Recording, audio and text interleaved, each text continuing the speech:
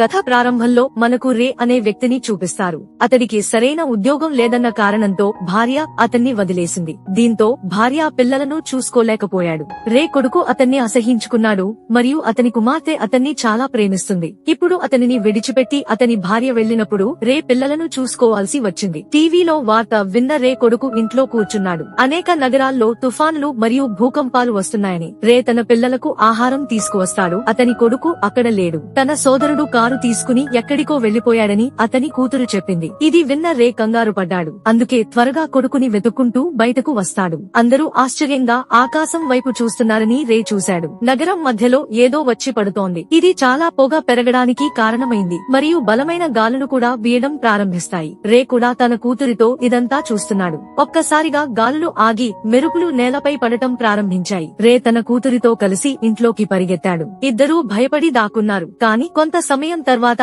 అంతా బాగానే ఉంది. అయితే ఇప్పుడు ఈ తుపాను తర్వాత విద్యుత్తో నడిచే పనులన్నీ నిలిచిపోయాయి. ఏదీ పని చేయలేదు. ఆ పిడుగుపాటుకు రోడ్డుపై నడుస్తున్న కార్లన్నీ దెబ్బతిన్నాయి. రే తన కొడుకుని కూడా కలుసుకుంటాడు. తన చెల్లెలిని చూసుకోమని ఇంటికి వెళ్లమని చెప్పాడు మరియు అతను నగర పరిస్థితిని తెలుసుకోవడానికి వెళ్లాడు. నగరంలో ఏం జరుగుతోంది తర్వాత అందరూ కలిసి ఉండే ప్రదేశానికి వెళ్తాడు. నేలపై ఒక విచిత్రమైన గొయ్యి ఉంది. తాకినప్పుడు చాలా చల్లగా అనిపించేది. కాని కొంత సమయం తర్వాత భూమి మొత్తం కంపించడం ప్రారంభమవుతుంది. అందరూ భయపడ్డారు. ఎందుకంటే అక్కడ పెద్ద పెద్ద భవనాలు కూడా బద్దలవడం ప్రారంభించాయి. తమకు ఏం జరుగుతుందో అర్థం చేసుకోలేకపోయారు. కాని అకస్మాత్తుగా నేల కూడా విరిగిపోతుంది. ఆ గొయ్యి కూడా చాలా పెద్దదిగా మారింది. కార్లన్నీ ఆ గుంత లోపలికి వెళ్తున్నాయి. కాని ఆ గొయ్యిలో ఎవరో ఉన్నారు. అతను అన్ని కార్లను విసిరివేస్తున్నాడు. అప్పుడు ఆ గొయ్యిలోంచి ఎగరగలిగే ప్రమాదకరమైన గ్రహాంతర వాసి బయటకు వస్తుంది. అతనికి పెద్ద టెంటకిల్స్ ఉన్నాయి. అతను తన లేజర్ కాంతితో ప్రజలపై దాడి చేశాడు. అతని లేజర్ కాంతికి కొంచెం కూడా తాకిన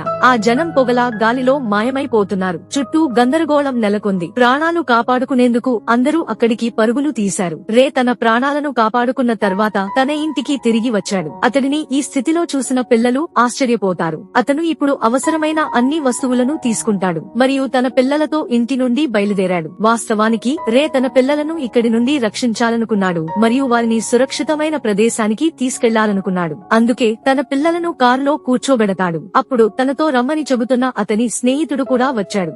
కాని చాలా ఆలస్యం అయింది. ఆ పెద్ద గ్రహాంతరవాసుడు అక్కడికి వచ్చాడు. అతను తన లేజర్ లైట్ తో తన స్నేహితుడిని కూడా చంపేస్తాడు. రే తన కారును త్వరగా నడిపాడు మరియు అతని పిల్లలను అతని భార్య ఇంటికి తీసుకువచ్చాడు. కాని అక్కడ ఎవరూ లేరు. అతని భార్య తన తల్లి ఇంటికి వెళ్ళింది. అయినప్పటికీ రే తన పిల్లలతో ఇక్కడే ఉంటాడు. అతను వారికి ఆహారం వండుతాడు. కాని అతని పిల్లలకు ఆకలి వేయలేదు. ఆ తర్వాత నిద్రపోవటానికి వెళ్తారు. తనను తాను రక్షించుకోవడానికి అతని వద్ద తుపాకీ ఉంచుకుంటాడు. అయితే కొంతసేపటికి రే అక్కడ పెద్ద శబ్దాలు వినిపించడం ప్రారంభించాడు. అతని ఇంటికి కూడా మంటలు అంటుకున్నాయి. రే త్వరగా తన పిల్లలను తీసుకుని స్టోర్ రూమ్ లోకి వెళ్లాడు. తెల్లవారుజామున నిద్రలేచి చూసేసరికి అక్కడ ఓ భారీ విమానం ధ్వంసమైంది. ఇదంతా గ్రహాంతరవాసులు చేశారు. అక్కడ ఉన్న వార్త విలేఖరి రేకు గ్రహాంతరవాసులు విద్యుత్తును ఉపయోగించి భూమిపైకి వచ్చారని చెప్పింది. అవి చాలా ప్రమాదకరమైనవి మరియు ఇప్పుడు వారి సంఖ్య పెరుగుతోంది. వారు తమను తాము సురక్షితంగా ఉంచుకునే ప్రత్యేక కవర్ ను కలిగి ఉన్నారు. అందుకే మన సైన్యం కూడా వారితో పోటీ పడలేకపోతోంది. ఇదంతా విన్న రే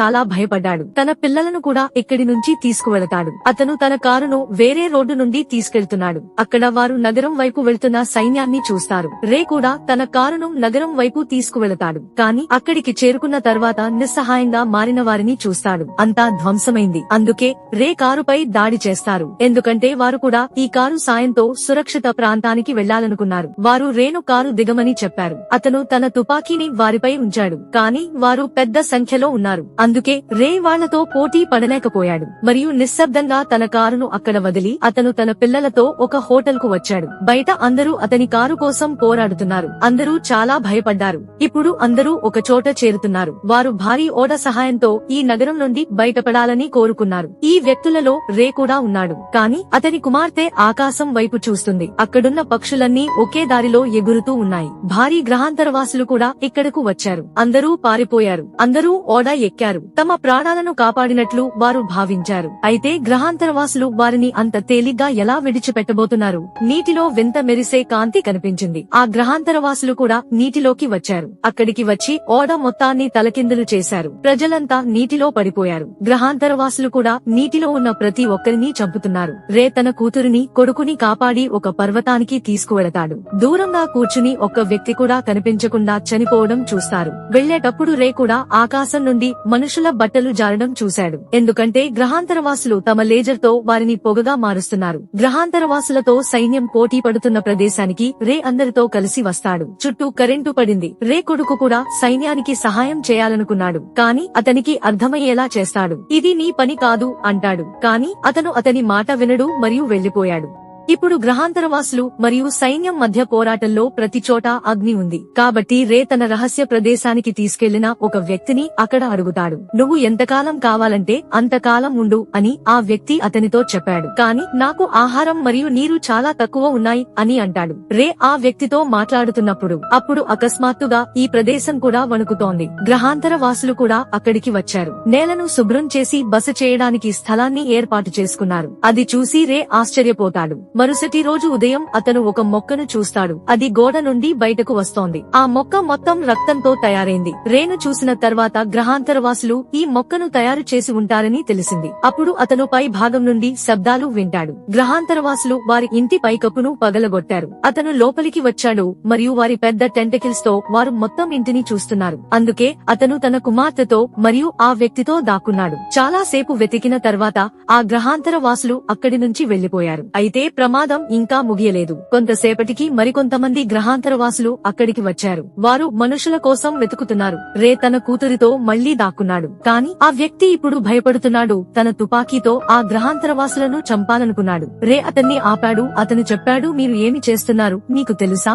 ఇది మీ అతి పెద్ద మూర్ఖత్వం అవుతుంది. ఆ గ్రహాంతరవాసులకు చిన్న సందేహం వచ్చినా ఈ ఇంటి మొత్తాన్ని నాశనం చేస్తారు. రే అతనికి వివరించిన తర్వాత ఆ వ్యక్తి ఆగిపోయాడు. అందుకే ఆ గ్రహాంతరవాసులు కూడా అక్కడి నుంచి వెళ్లిపోయారు. ఉదయం రే మరియు అతనితో ఉన్న వ్యక్తి గ్రహాంతరవాసులు మనుషులను చంపి వారి రక్తాన్ని తీయడాన్ని వారు చూస్తున్నారు. మరియు వారు మొక్కలను పెంచుతున్నారు. వాటిలోని వాయువు నుండి ప్రపంచం మొత్తం నాశనం అవుతుంది. ఇదంతా చూసి ఆ వ్యక్తి భయపడతాడు. తన ఇంట్లో నేలను తవ్వడం ప్రారంభించాడు. ఒక దారి తయారు చేస్తున్నాడు. అతను రే మాట వినడానికి సిద్ధంగా లేడు. ఇలా చేయడం వల్ల చాలా శబ్దం వస్తుందని చెప్పాడు. ఆ గ్రహాంతరవాసులు మనల్ని కనుగొంటారు. కాని ఆ మనిషి వినడు. అందుకే రే తన కూతురి కళ్లకు గుడ్డ కట్టి ఆ వ్యక్తిని చంపేస్తాడు. ఎందుకంటే తప్పించుకోవడానికి వేరే మార్గం లేదు. అతను ఆ వ్యక్తిని చంపాడు మరియు అతను రాత్రి తన కుమార్తెతో నిద్రిస్తున్నప్పుడు అతని కుమార్తె కళ్ళు అకస్మాత్తుగా తెరిచింది. గ్రహాంతరవాసుడు వారిని కనుగొన్నాడు. అతని నుంచి తప్పించుకోవడానికి రే కూతురు అక్కడి నుంచి పారిపోయింది. దీంతో అతడు గొడ్డలితో పదే పదే దాడి చేశాడు. తన టెంటికిల్స్ విరిగిపోతుంది. అప్పుడు రే తన కుమార్తెను వెతుకుతాడు. ఆమె ఇంటి నుంచి అదృశ్యమైంది. అతను ఆమెను వెతకడానికి బయలుదేరినప్పుడు అతను తన కుమార్తె ముందు ఒక పెద్ద ఏలియన్ ని చూస్తాడు. ఏలియన్ ఆమెను పట్టుకుంటుంది. తద్వారా అతను తన రక్తాన్ని మొక్కలను తయారు చేయడానికి ఉపయోగించవచ్చు. రే తన కూతురిని కాపాడాలనుకున్నాడు. అతను ఇప్పుడు ఆ గ్రహాంతరవాసులను తన వైపు మళ్లించాడు. అప్పుడు ఆ గ్రహాంతరవాసి రేని కూడా పట్టుకుంటాడు మరియు అతను కూడా మిగిలిన ప్రజలతో చెరసాలలో వేస్తాడు. ఆ గ్రహాంతరవాసి తనలో చాలా మందిని బంధించాడు. కాని రే కూతురు మాత్రం బతికే ఉంది. ఆమెను చూసి చాలా సంతోషించాడు. అప్పుడు అకస్మాత్తుగా ఒక గ్రహాంతరవాసుడి టెంటకిల్ రేను తన వైపుకు లాగుతోంది. ఎందుకంటే గ్రహాంతరవాసి ఇప్పుడు అతన్ని చంపాలనుకున్నాడు. అయితే అక్కడున్న వారంతా రేని తమ వైపుకు లాగుతున్నారు. అతడిని కాపాడేందుకు ప్రయత్నించారు. కాని రే ఇంకేదో ఆలోచిస్తున్నాడు. అతనికి ఒక ఆలోచన వచ్చింది. అతని వద్ద కొన్ని గ్రెనేడ్ బాంబులు ఉన్నాయి. గ్రహాంతరవాసులు అతనిని లోపలికి లాగినప్పుడు అతను గ్రహాంతరవాసుల లోపల బాంబును ఉంచాడు. అప్పుడు బాంబు పేలింది మరియు గ్రహాంతరవాసి పని ముగిసింది. ఇప్పుడు గ్రహాంతరవాసుల లోపల ఖైదు చేయబడిన ప్రజలందరూ కూడా విడుదలయ్యారు. రే మిగతా ప్రజలతో కలిసి మరో నగరానికి వస్తాడు. కాని ఇక్కడ కూడా సైన్యం మరియు గ్రహాంతరవాసుల మధ్య యుద్ధంలో ప్రతిదీ నాశనం చేయబడింది. అప్పుడు గ్రహాంతరవాసులు చేసిన మొక్కలు కూడా నెమ్మదిగా నాశనం అవుతున్నాయని రే చూస్తాడు. సైన్యం చాలా మంది గ్రహాంతరవాసులను కూడా చంపింది. అప్పుడు అకస్మాత్తుగా చాలా పెద్ద ఏలియన్ అక్కడికి వస్తుంది. అందరూ పరిగెత్తడం ప్రారంభించారు. ఆ గ్రహాంతరవాసుపై పక్షులు కూర్చున్నట్లు రే గమనిస్తాడు. అంటే తనను తాను రక్షించుకోవడానికి అతనికి ఎలాంటి కవర్ లేదు.